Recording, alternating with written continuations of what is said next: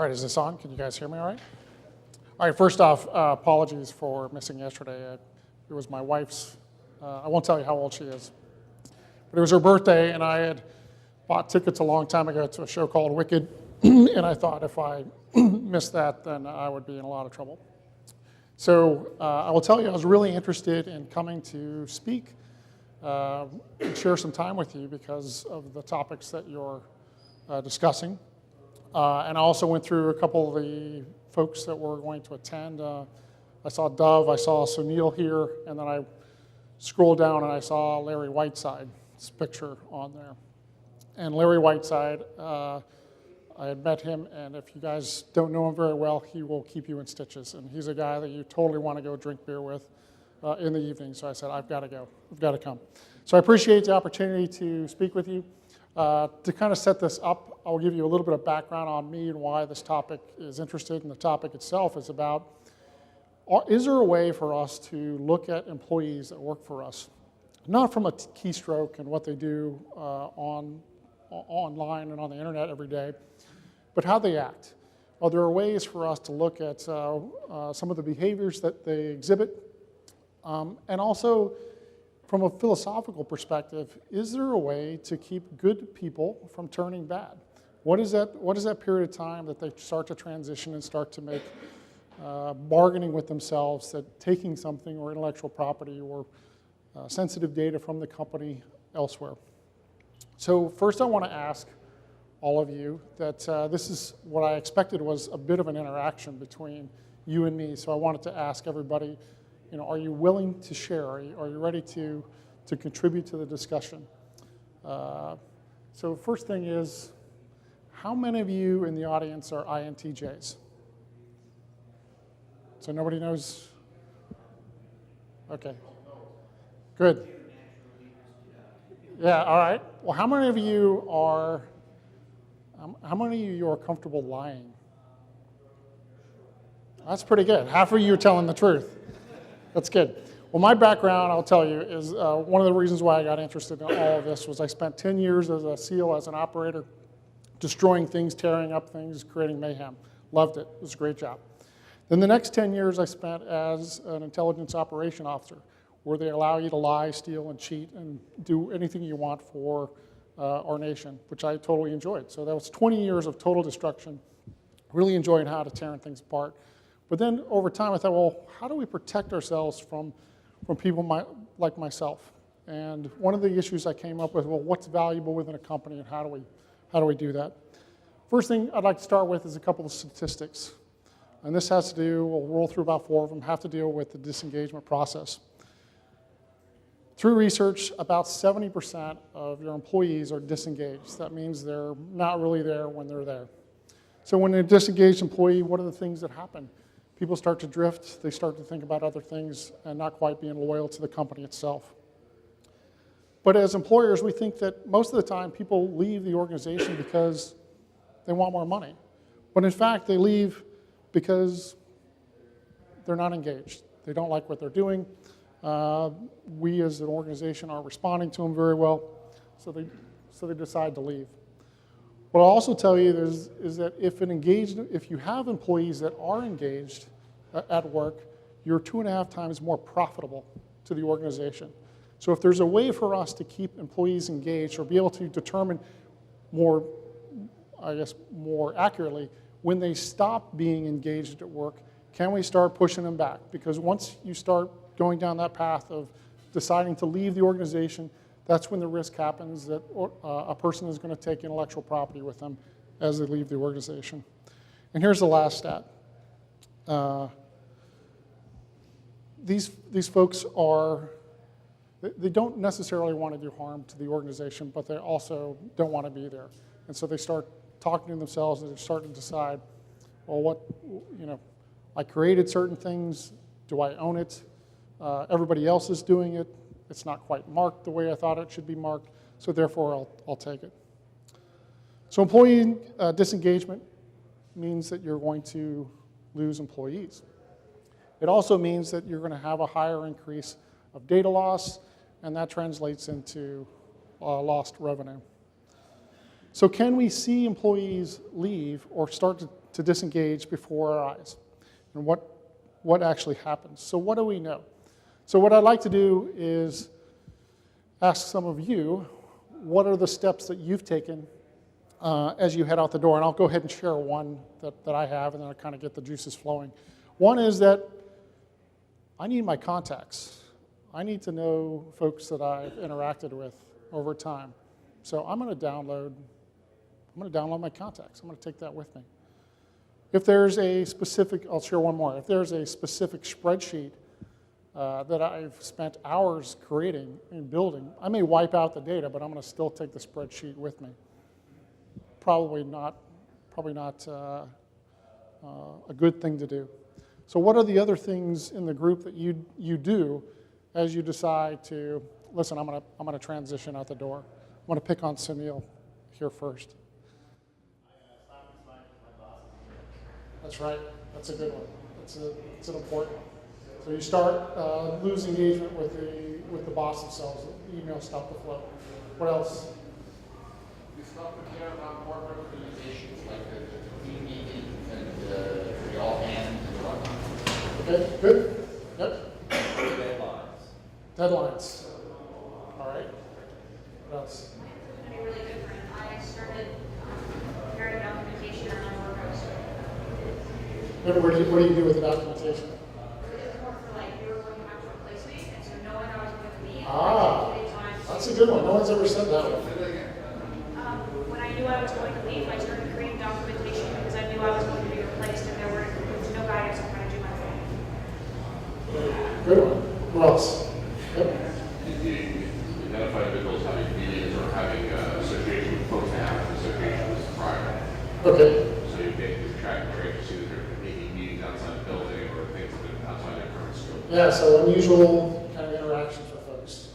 Or you update your LinkedIn profile. Some people do that before they actually leave, which is a total dead giveaway. All right. You start working, so if you're working in a collaborative environment, you disengage from sharing things with the rest of the group. Okay. Next. You had your hand up? Not that I would ever done downloading all of your content off their corporate drives. Man, that happens all the time. I mean, to tell you right now, I'm the security solutions architect for Harris Corporation, and I will tell you that's the number one thing. People will, listen, I'm going to download everything off my C drive onto an external hard drive, and the answer we usually get is, well, I had a lot of personal stuff on there. It's going to take me hours to tangle all of that, so they suck it all in, and we're like, hey, there's consequences. Now you're going to have to pay the piper. Yep. This is when I know was in the midst of viability, but I noticed that their working hours continue to shrunk. If they come in later, they leave earlier. Yep, that's good. I will also say that it's interesting. Most people think that people shorten their hours. Sometimes they lengthen their hours. Sometimes people that worked a lot of hours, they worked irregular hours. All of a sudden, they start to work exact hours. Like I come in at 8 o'clock, I'm leaving at 4 o'clock, and that's it. So I think, as I kind of take this journey on, what are those external things? Because there's a lot of user behavior analytics tools out there, but they're all most of them are associated with, what are they doing on the net itself? Keystrokes. But I think there's behaviors that we can pick up on to allow us to see these changes or interrupt that process as it goes forward. I think there's also some benefits to this, whether it's could you identify where groups of people are all starting to disengage, and can you kind of look at, well, what's the problem? Is it a manager or so forth? Can you reduce the cost of turnover? So how much does it cost to replace an executive or an engineer on your department? How much loss of productivity do you have? Are there cases of workplace violence that you can also stop or interrupt or be able to see? So I think there's great value in kind of monitoring things besides just what happens on the keystrokes. So we know ourselves. We know the value of people and data. We know that you look at a value of an organization, it is both tangible assets like property, but also intangible assets. For example, intellectual property, your processes, your patents. It could be also associated with things like just-in-time suppliers. So who are your suppliers, your reputation. All those things are intangible. Most of the value in an organization is in its intangible assets, its people and its data. So again, this points back to both of those. I don't think we have enough time to do this, but I wanted to, if I could, get you all to participate in a survey. And fortunately, the computer's not working. I don't have very good access to the internet to show you the results. But if you did go with me back afterward, give me your business card, I'm happy to share the results with you. And it's about 15 questions. It'll take you probably 5 minutes to actually do itself. So again, I'm happy to share with you the results here. I'm not going to leave this up too long, but if you want to get with me later, I can give you the access to that. Sunil, did you get it? He's fast. Okay. So when does this all occur? So the first process for me was I can't manage what I can't measure, and I can't measure what I can't define. So how do I define one of the key elements to this, and that is when? So and this is notional. This is something that is for discussion.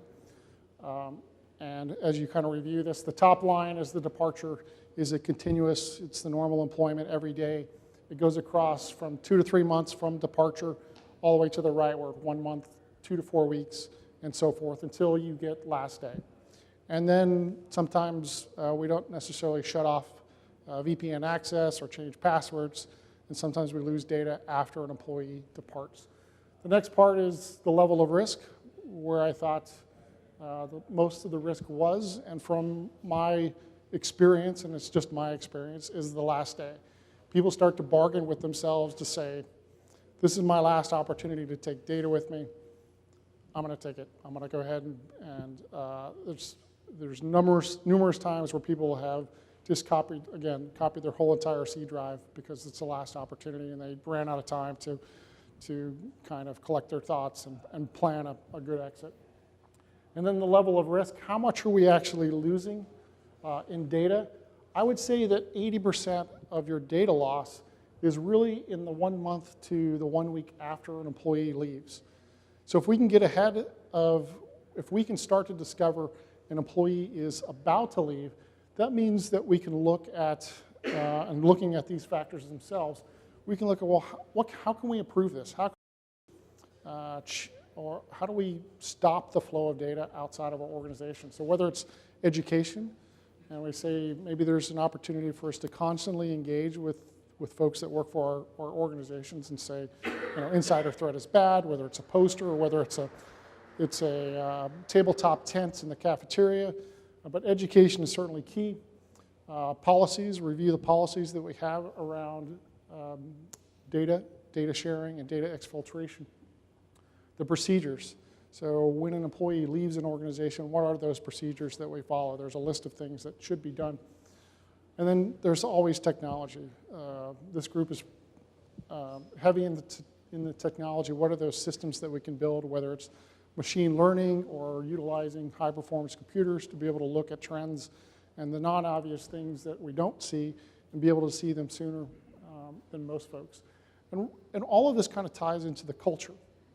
And that's really the holy grail, is to establish a culture within an organization, ties the education, the policies, the procedures, and the technology together to where a company is much, much stronger in understanding when an employee is about to depart the organization, or when we see them starting to turn bad and starting to make, or start to bargain with themselves and whether it's okay to take data itself. So with that, I'd like to open up the floor to any questions that you have. Yes, sir. It's an interesting task, and you're primarily looking at it from data loss. But have you ever considered maybe trying to flip it and look at retaining the employees instead, or some way to motivate them? Because honestly, trying to find talent nowadays is pretty hard. The market's so hot, it's hard to find and retain people. Yeah, I think that's absolutely one of the goals here. The goal here is, when you look at, well, what else can this thing do? If you can actually retain folks, it's usually about at least a whole year's worth of salary to replace somebody, whether it's the recruiting cost, the loss in productivity. So if we can have an opportunity to turn them, because the competition is strong for folks that are data scientists or engineers. So if we can incentivize them to stay with a bonus or some other means, it's probably going to be a lot less than replacing them at 1 year's worth of salary. So that's a good point. You also jogged my a thought on what I also want to do is not look at loss as a motivator here. I want to look at value. And is there a way to increase the value of an organization? Whether it is, if an employee is engaged, you're 2.5 times more productive as an organization. The reputation of an organization is being secure and tight. How does that go into the business development and the business assurance model? So how can you assure your customers that you are? And it's one of the questions I asked Harris too. I said, are we more secure than Apple as an organization? And if we're not, why not? And what are the benefits of being a really, really secure organization? So good points.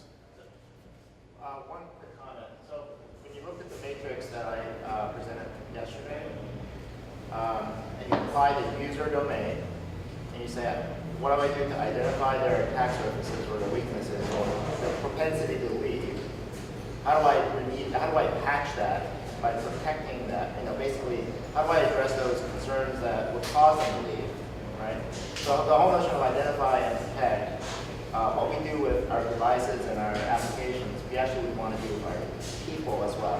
So the proactive actions that you're talking about is also what we captured. When we think about what are the things, the actions and activities we need to do to prevent somebody from leaving, which is, again, post-event, right? So once somebody chooses to leave, then there's a whole series of actions, but there's a lot of preventative actions you can do ahead of time. And Matrix calls that out for us, where we say we got to think about that particular space because we don't want people to leave, but we want to understand what might be the causes for them to leave. Good question. So you repeated the more engaged companies, employees have higher profits. Do you think that that's a cause and effect thing, or do you think have you controlled for the sectors, or is it that like retail employees turn out not to be super engaged, and retail is a lower profit margin business than say consulting or finance? I don't think that was in the research. If you go back to the slides of how we're finding that data, I don't think it calls out exactly what kind of business segment they were talking about. But I think it probably could be a little less for like retail employees, a little more for like C-level or corporate type employees. So good question. So kind of a statement. So I have a Marine Corps background, so curious to the military side. Wouldn't you agree that a lot of the motivation and integrity comes from the leadership that is not being trained, not being educated to help drive their teams? So if I manage a team of 70 people, I'm trying to lead by example, trying to drive that culture, and it's that here, making sure my team is in step with what the goal is. Looking at an aggregate fact and saying, all right, these assets are at risk, perhaps these assets could be taken by the person when they leave, but it comes to a conversation that those assets certainly identified prior to the conversation, right? So you already have a known component of saying, you're working on this project, you're working on this data set, I know this is really, really valuable, so if you're working on my team to begin with, you have the integrity to be here, you don't need to be touching the projects. It's a bigger thing. And technology assists, but it sort of comes down to the human side. Right? Oh, sorry, Dick, we're way out of time. These are all great questions. I appreciate everyone's feedback. So, feel free to reach back to me during the conference itself. I'd love to talk to you more about this.